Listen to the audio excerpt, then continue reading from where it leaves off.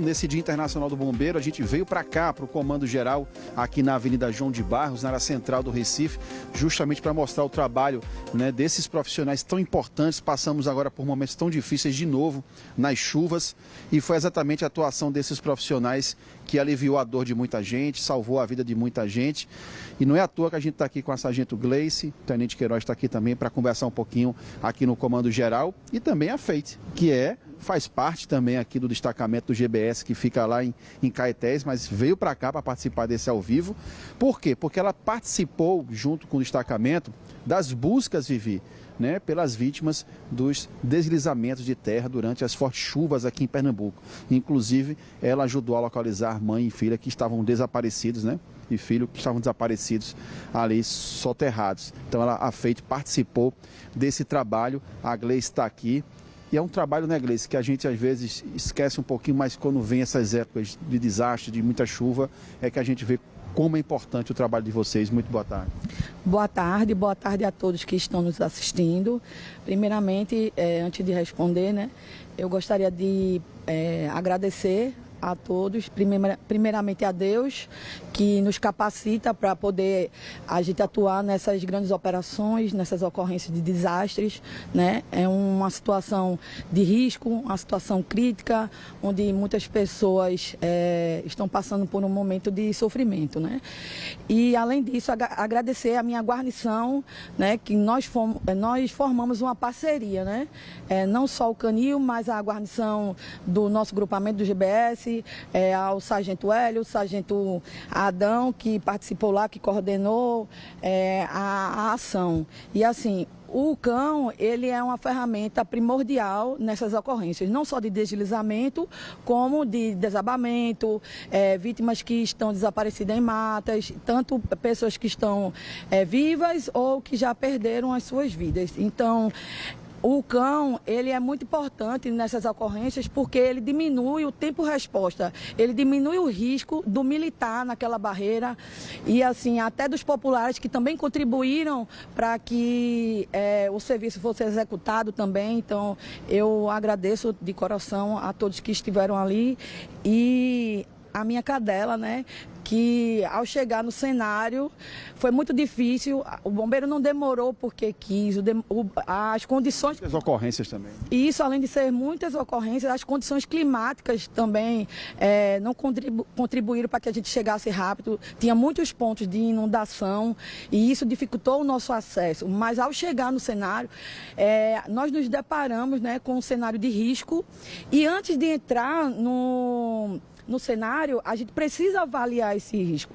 É um risco para o próprio bombeiro. Exatamente. Também. Então, assim, a gente não quer saber se é rico, se é pobre. O que importa é a vida que a gente vai salvar. Então, nós estamos lá para dar o nosso melhor, nós treinamos, né? A gente precisa ter estratégia, controle emocional, que muitas vezes a gente precisa segurar o choro, segurar a emoção, segurar o sofrimento, né? Porque através dessa farda aqui que a gente veste com muita honra, a gente veste com muito amor, mas a gente também sofre. E segurar aquele bebê em meus braços, eu tive que respirar várias vezes, meu estômago doía, era muito sofrimento. Mas assim, a gente tem que fazer o nosso trabalho e... Quando a gente chegou lá por volta das 13h30, e a gente primeiro, porque o deslizamento de barreira, ele traz todo aquele material de cima até embaixo. Então, há um movimento de massa e muitas coisas são... há um rolamento de massa que vai até a base dessa barreira, né? Então, aí a gente faz uma varredura dessa área com o cão e a FEIT acabou descartando essa região, que é onde há a possibilidade de encontrar vítimas, né? E aí a gente subiu mais a barreira com risco da própria vida, né? E ao chegar lá no meio dessa barreira, graças a Deus, tinha parado de chover, né? E por volta das 14h30, eu me recordo bem, a gente conseguiu achar o solo da casa, né? Apesar de ter muita lama, muito detritos.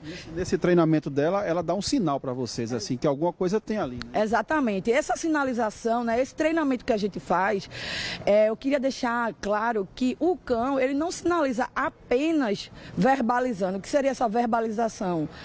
O latido, ela não só late, mas pelo fato do animal passar muito tempo comigo, porque quando a gente pega um animal para adestrar. Desde filhote. Isso, desde filhote, desde o nascimento deles, eles são treinados e a gente leva esse animal para casa para a gente poder entender o comportamento. E como é que eu vou saber o que ela está falando para mim na ocorrência se eu não passar o tempo com esse animal?